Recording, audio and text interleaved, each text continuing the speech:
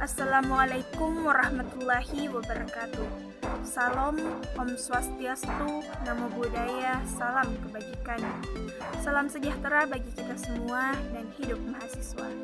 Apa kabar Ibu dosen dan teman-teman sekalian? Senang rasanya kembali berjumpa pada pertemuan kali ini. Pertama-tama, puji syukur atas kehadirat Allah Subhanahu wa Ta'ala, atas berkat rahmat dan hidayahnya, kita masih diberikan kesempatan untuk melangsungkan perkuliahan daring ini yang dibina oleh Ibu Dr. Andi Nurrohma, MPD. Tak lupa pula kita kirimkan salawat serta salam kepada junjungan Nabi kita Muhammad SAW beserta keluarga dan para sahabatnya. Baik, langsung saja untuk mengefisienkan waktu, kami dari kelompok 7 akan mempresentasikan hasil kerja kelompok kami dengan judul Supervisi Klinis.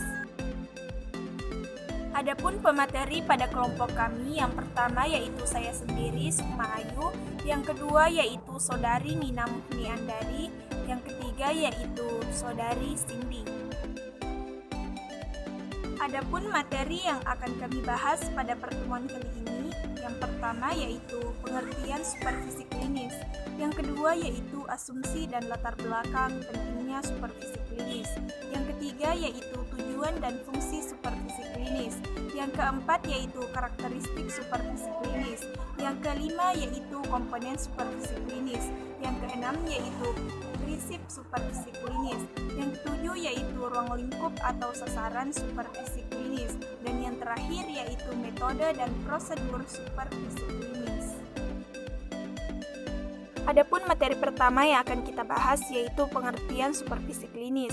Supervisi klinis mula-mula diperkenalkan dan dikembangkan oleh Maurice L. Chogan, Robert Goldhammer, dan Richard Wheeler di Universitas Harvard pada akhir dasawarsa tahun 50 dan awal dasawarsa tahun 60-an.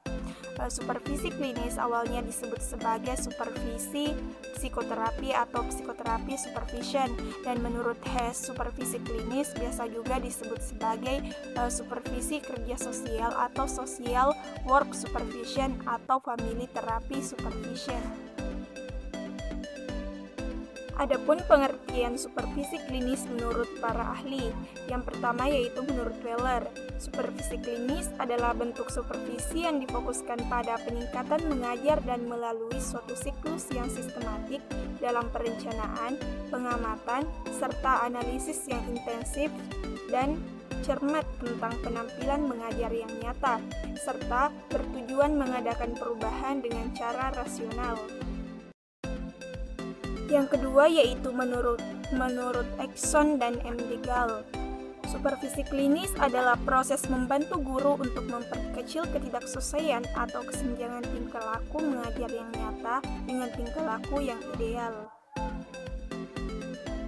Dari beberapa pendapat para ahli mengenai pengertian supervisi klinis, dapat disimpulkan bahwa supervisi klinis adalah supervisi yang difokuskan pada perbaikan pembelajaran melalui siklus yang sistematis, mulai dari perencanaan, pengamatan, dan analisis yang intensif terhadap penampilan pembelajarannya dengan tujuan untuk memperbaiki proses pembelajaran.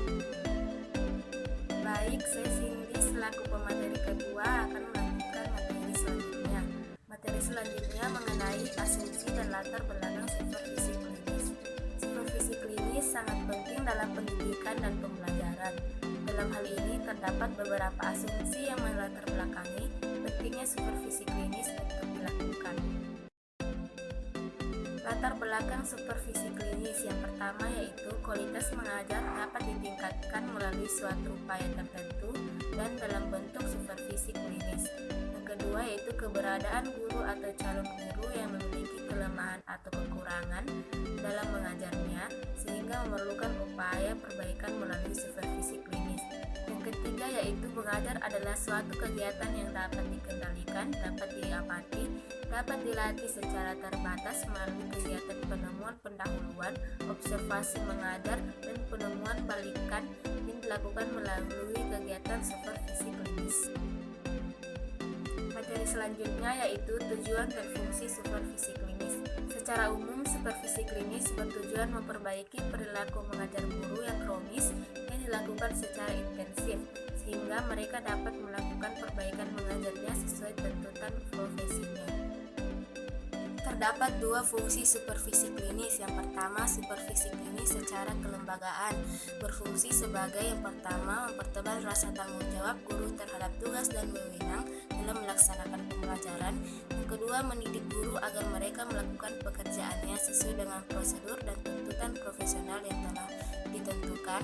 Yang ketiga, mencegah terjadinya kesalahan guru dalam pembelajaran yang berdampak pada hasil belajar siswa. Yang kedua yaitu fungsi secara personal. Bagi guru, supervisi klinis berfungsi sebagai yang pertama yaitu membiasakan diri melakukan pembelajaran sesuai dengan tuntutan ilmu pengetahuan dan teknologi serta kebutuhan siswa. Yang kedua yaitu membangkitkan kesadaran dan pemahaman diri terhadap tugas dan fungsi dirinya sebagai guru dalam menjalankan pembelajaran yang berkualitas. Yang ketiga, menyadari pentingnya peningkatan kualitas mengajar secara terus-menerus. Materi selanjutnya mengenai karakteristik supervisi klinis. Bolehlah menyebut supervisi klinis berbeda dengan supervisi pembelajaran. Supervisi klinis memiliki beberapa karakteristik. Yang pertama yaitu bantuan yang diberikan kepada guru dalam memperbaiki dan meningkatkan keterampilan mengajarnya dan dapat dilaksanakan untuk kepentingan guru dalam pendidikan perjabatan maupun dalam jabatan. Yang kedua yaitu proses supervisi dilakukan melalui beberapa tahap. Yang pertama, tahap pendahuluan, observasi mengajar, dan penemuan balikan. Yang ketiga yaitu pendekatan yang dilakukan bersifat personal dan humanistik. Materi selanjutnya yaitu karakteristik supervisi pendidikan. Yang pertama yaitu mencapai tujuan supervisi klinis. Yang kedua, mengetahui sasaran supervisi klinis. Yang ketiga, mengetahui fokus supervisi klinis. Yang keempat, mengetahui peran supervisi klinis. Yang kelima, mengetahui proses supervisi klinis. Menurut Pidarta tahun 1999 mengurai komponen yang mendukung keberhasilan supervisi klinis. Di antaranya, pertama, pengalaman nyata atau otentik. Yang kedua, problem yang dihadapi guru bersifat nyata atau otentik. Yang ketiga, supervisor berusaha menghayati pribadi dan keadaan guru pada saat itu. Yang keempat, terjadi diskusi antara guru dengan supervisor dalam perencanaan dan umpan balik bagi guru untuk meningkatkan kinerjanya. 5.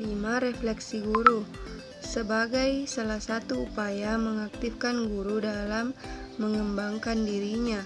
Yang keenam, melalui diskusi dan refleksi membutuhkan modifikasi atau revisi tentang cara-cara menangani proses pembelajaran.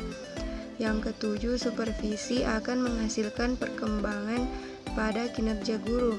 Dan yang terakhir, jika guru sulit memecahkan masalah sendiri, maka supervisor memberi resep cara memperbaiki proses pembelajaran. Prinsip-prinsip supervisi klinis. Yang pertama, interaktif bukan direktif, yang artinya bahwa supervisor dan supervisi adalah sederajat, saling membantu dalam meningkatkan kemampuan dan sikap profesionalnya.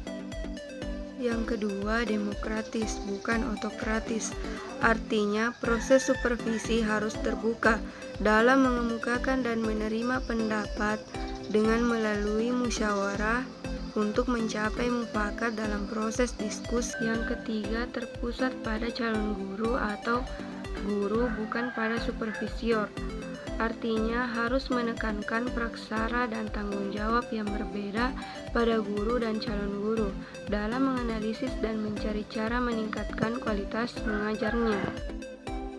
Dengan demikian, supervisi klinis diarahkan untuk membangun kesadaran dan kepercayaan diri dalam melaksanakan tugas mengajar, membangun tanggung jawab guru dalam melakukan pembelajaran, dan mengembangkan keterampilan genetik dalam melakukan pembelajaran.